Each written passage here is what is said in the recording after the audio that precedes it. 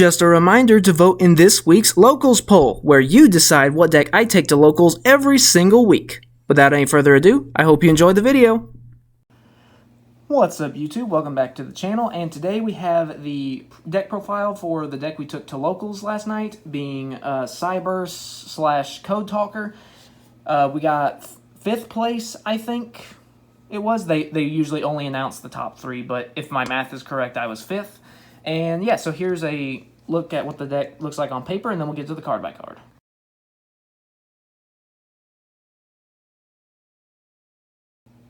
Okay, so this deck is very monster heavy, so this is gonna have a lot of monsters, and I've broken it up kind of into sections. So first are our more generic Cyberse level 5 or higher monsters. So we have 1 Degrade Buster, 1 Boot Staggered, 1 Link Slayer, and 1 Cyberse White Hat. So this is kind of like how would I describe it? I guess you could describe it as like a Cyberse pile deck.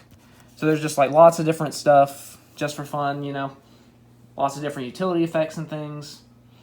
But anyway, Degrade Buster, banish 2 to summon it, and then if there's a monster with higher attack on the field than it, we can banish that. Boot Staggered is a free special summon when we normal summon a monster. Link Slayer is kind of like Cyber Dragon, then we can discard up to 2 cards to pop that many back row. Cyberse White Hat summons itself from our hand if we have 2 or more Cyberses, and then when it's used as link material, it decreases our opponent's monster's attack all by 1,000. So nice to try to facilitate OTKs.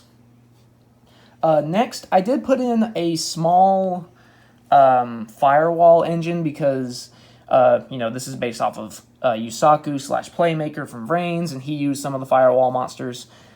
So we have 1 Firewall Defensor, 1 Firewall Phantom, and 1 Firewall Guardian. So Defensor, when it's used as link material, we can special summon one of these 2 straight from the deck. This one, when it's used as link material, we can add a Signet Spell or Trap from our deck to our hand and then discard a card. And when this one's used as link material, we can summon it back from the grave, but then it's banished when it leaves the field. So again, just helping to get into link climbing and searching the spells and traps we need, whichever one is most important based on what's in our hand. Next is the, I guess what I call the code engine. These are the guys that you can use as link material from your hand. So we have 1 Code Exporter, 2 Code Radiator, 2 Code Generator, and then 2 Microcoder. So yeah, so we got 1, 2, 2, 2. So I'm running 1 Code Exporter because it is a little more niche, being a level 5 or higher. I don't want to run more than 1 and risk clogging up our hand with a bunch of monsters that can't be normal summoned. And then when it's used as link material, you can, you know, usually from your hand, because you're not usually going to be tribute summoning this. When you use it as link material from your hand, you can target a level 4 lower Cyberse in your grave and add it back to your hand. Code Radiator. When used as link material from the hand, you can target a monster your opponent controls, change its attack to 0, and negate its effects. Or if you use it on the field as material, which did come up a couple times, you can choose 2 monsters instead. Again, just to kind of facilitate OTKs, get rid of problematic card effects, or monster effects rather, I should say.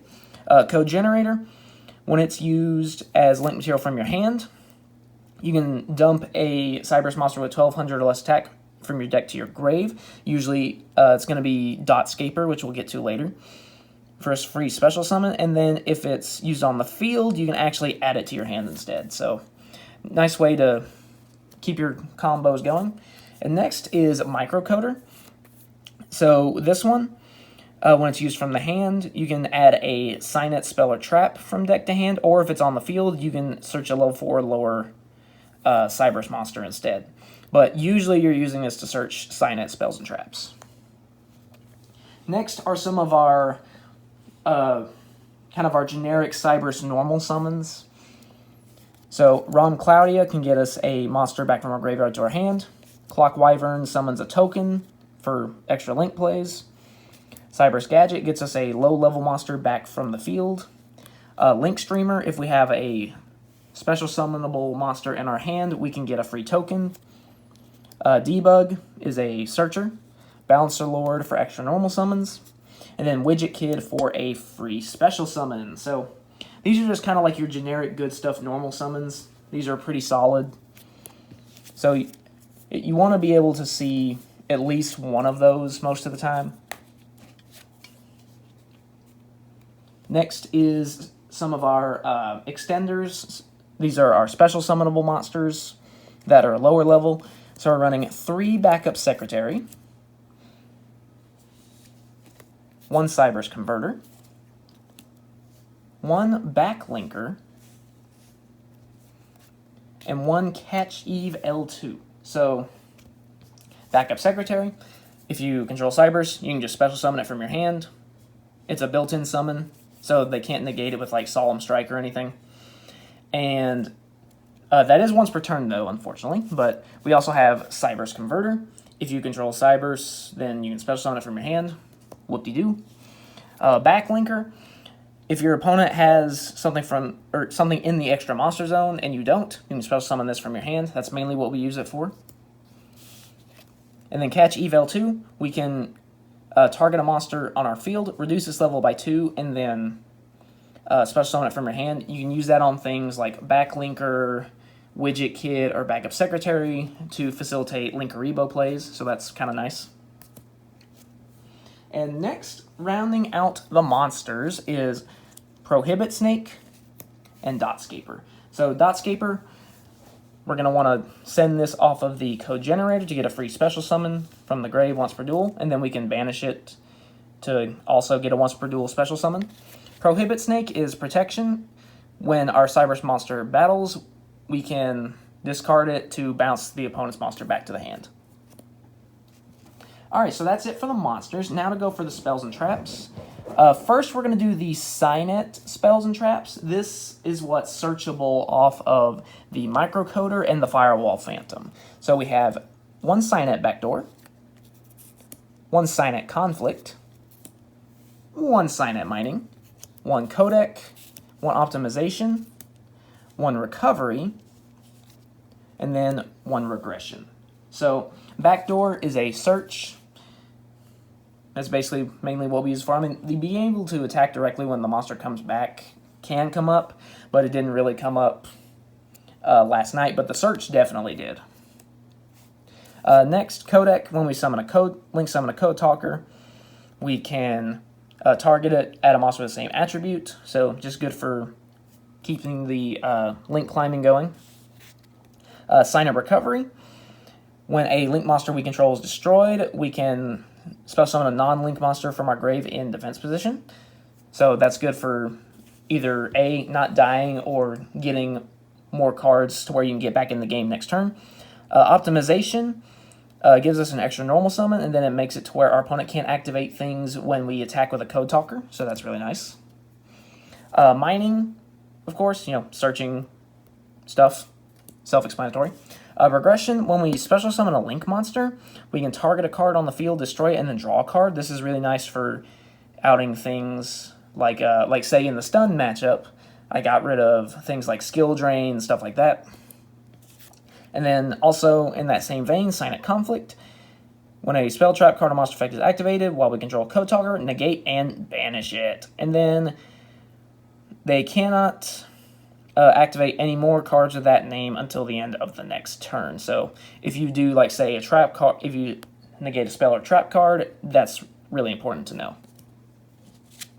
Alright, next for the more generic spells and traps, we have one-time passcode for a free token, Recoded Alive to be able to either attack for more damage or keep from dying, Cyberse Beacon, that way if we take damage we can get advantage off of that, and then Limit Code, again, just being able to push for damage or not die, whichever situation you're in. So yeah, that's it for the main deck. Now we're going to go to the extra deck. And I'm not sure if I mentioned this before, but this is a pure Link variant. This is only like the Link monsters and code talkers, so there's not going to be like Cyberse Quantum Dragon and all that. This is just Links. And like I said, this is kind of like a Cyberse pile type of deck, so just keep that in mind. So we have one Link Karibo and one Link Decoder for our Link 1s. So Link Karibo can tribute itself to make a opponent's monster's attack 0. Good for going first. And then Link Decoder, when it's used for the as material for basically a link for one of your code talkers, you can special summon it back from the grave, and then when it does that, you banish it when it leaves the field. So this is good for going from, like, say, a decode into access code. Next, for the Link 2s, we have Security Dragon, Splash Mage, Flame Administrator, and Update Jammer. So, Security Dragon bounces an opponent's monster when co-linked. I actually used this to win one of the games. I can't remember which one it was. I think it was one of the Utopia games. I used this to bounce one of his monsters back. So that was fun. Splash Mage, additional link material, enough said. Flame Administrator just helps to facilitate OTKs by increasing the link monster's attack by 800. Very nice there. Update Jammer also facilitates OTKs by allowing the monster that it's used as link material for to attack twice. So that's really nice. Especially if you can go into access code off of that. Yeah, boy. Alright, next is the Link 3s.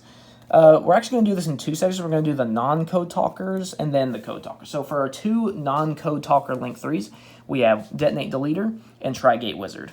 So Detonate Deleter, it's kind of like Shit All Construct for anything that's not a Link 3 or higher monster. It just blows it up during at the start of the damage step. It just blows it up. And then we can tribute one that it points to target a card and destroy it. I usually like to summon this if I'm going first, if possible. If I can't get to Signet Conflict, I go for this instead of a Code Talker. Next, Tri-Gate Wizard. This is usually going to be summoned if we have a transcode on the field, and we think we can get another link, say one of our Link 2s, probably Flame Administrator. So that way we can get more co-links and then get those effects. This is kind of like a win more card. We didn't summon this one last night. We never really needed to, but the option's there if we need it, or if we just want to go for it. Next, for the Code Talkers, we've got one of each: Decode, Encode, Xcode, Transcode, Power Code, and Shooting Code. So, Decode Talker protects against targeting and then buffs itself up for each monster that it points to. Encode Talker, when a monster it points to battles and the opponent's monster has higher attack points, it makes it to where it can't be destroyed by battle and you take no battle damage, and then you can either target the monster it points to or itself, and it gains attack equal to the opponent's monster's attack. So this is really nice to do with Update Jammer if they have a really, really big monster. Xcode Talker, monsters it points to can't be destroyed by card effects, and then it blocks main monster zones equal to the number of monsters in the extra monster zone when it's link summoned. Transcode Talker revives a link from the graveyard, and while it's co-linked, both it and the monster it's co-linked with cannot be targeted by card effects, and then also gains 500 attack when co-linked, so that's really nice. Really good for going into access code with Update Jammer. Next, Power Code Talker. You can target a monster on the field, negates effects till the end of the turn, and then you can tribute one it points to during damage calculation to double its attack up to 4,600. So that's nice for if there's a monster that gains a bunch of attack but has really low original attack. This is nice to out that. Next is Shooting Code Talker. So this one, it gains extra attacks on monsters based on how many monsters it points to, and then at the end of the battle phase, you get to draw cards equal to the number it destroyed by battle. So, nice way to kind of replenish your hand if your opponent just has a bunch of low-leveled monsters that are in like defense position or something. This is a good way to replenish your hand. And then finally, for the MVP of the deck, we have Access Code Talker. So, this was one of the main cards I ended up summoning. I mean, I summoned all of the Code Talkers except for Shooting Code throughout the night, but this was the main one I was going for, just based off the level of competition that I know was going to be at locals, I made it kind of a plan to just be like, get to access code as quickly as possible. Don't try to be flashy and win with, like this code talker, that code talker. Go straight for access code. Because, like, it's different online, but at locals, it's different. So, access code talker was the one I summoned the most often, of course. And this is a Eternity Code First Edition, by the way. So basically, when it's link summoned, you can target a link monster used for its link summon. It gains attack equal to that link monster's rating times 1,000. So say if you use transcode, it gains 3,000 attack. And then you can banish a link monster from your grave, target one card on the field, destroy it. And then you can also do that as many times up to the different attributes you have in your grave. And the best part is that your opponent cannot respond to access code's effects, so that's really nice. Although I will say, the summon of access code did get hit with a solemn judgment in the very last game of the night against Red Eyes Dragon Link, but we were still able to pull out the win without it, so that's really nice. So yeah, that's going to be it for the actual deck profile portion. We'll shuffle up real quick, and then we'll do a test hand.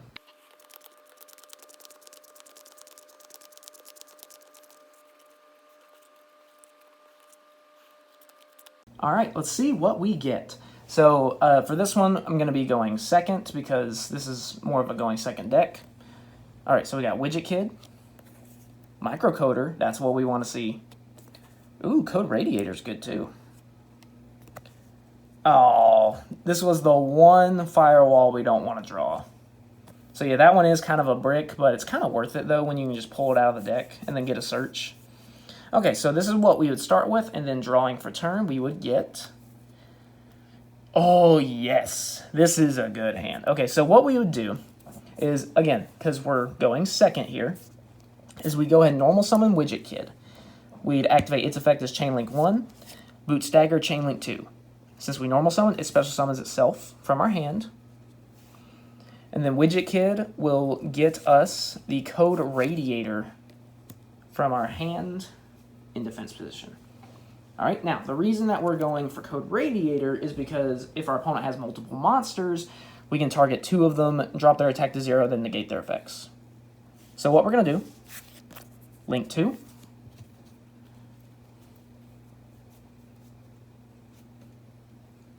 For Update Jammer, I'm going to move it a little bit so it's a little easier to see. It's kind of hard to see the extra monster zone with the camera. Then what we're going to do is what we can actually do here is we can actually just go straight for access code. And this is actually very similar to something I did, I think it was in the first game against Utopia where I OTK'd him. So we're going to go 1, 2, 3, and through Microcoder's effect, 4. And we're going to link summon access code. Now, assuming the summon itself doesn't get hit with something like Solemn Judgment, we've got 4 effects to activate. So we're going to go Chainlink 1, Chainlink 2, Chainlink 3, and then access code Chainlink 4. So that way, our opponent, basically we just chain block everything with access code. So this resolves first, targeting Update Jammer. It gains 2,000 attack, so it's at 4,300. Update Jammer can now attack twice. Code Radiator drops our opponent's 2 of our opponent's monsters down to 0 and negates their effects. And then Microcoder gets us a Signet Speller Trap. And so what we're going to do is, just in case we're somehow unable to OTK with this, we are going to get the Signet Codec. That way we have an interruption for our opponent's turn. Is it seriously at the... Wow, it's... Wow, top card, okay. But, yeah, so... Now, if our opponent has at least 2 monsters, they have 0 attack and no effects. With 3 cards in hand, we would enter battle, hit for 8,600 damage. So, yeah. That's basically it. That's basically what the deck does. It's designed to go second and to try to OTK. Or if we're going first, basically, you're going to want to use your stuff to search out microcoder. And then you'll get a code talker on the field. Usually I go for decode talker because it can pump itself up and protect from targeting. And then with microcoder, search the SINET conflict. Or if you can't get to that, what you can do is you can link summon the detonate deleter. So that way you have a battle phase interruption on your opponent's turn. But yeah, I think I'm just going to do that one test hand because this is basically all the deck does. And I know that the actual deck profile portion took a little bit of time because of all the different monsters. So I think I'm just going to cut it off there this time, but I hope you enjoyed. Be sure to vote in the locals poll. We had higher participation in this past week's, so I really appreciate those that vote in the poll. Thank you to you guys. But yeah, we're gonna be taking a synchro deck next week, so go ahead and vote. Last I looked, I think Blackwing is in the lead, last I checked, if I remember correctly. So yeah, just make sure you vote in the locals poll. Again, I really appreciate the participation. And yeah, like, subscribe, share, all that good stuff, and I will see you next time.